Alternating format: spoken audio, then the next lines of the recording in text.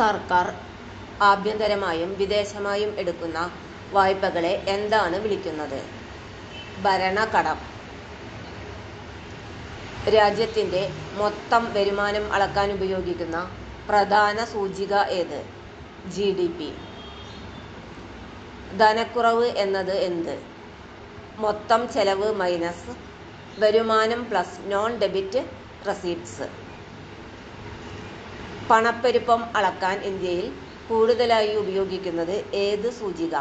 CPI.